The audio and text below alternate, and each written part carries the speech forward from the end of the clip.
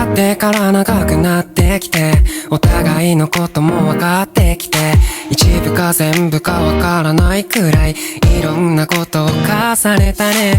恋が愛に変わっていって無になったりしないでよね。もう後には引けない、分かっているでしょう。酸いも甘いも抱きしめて、酸いも甘いも味わって思い出にしよう。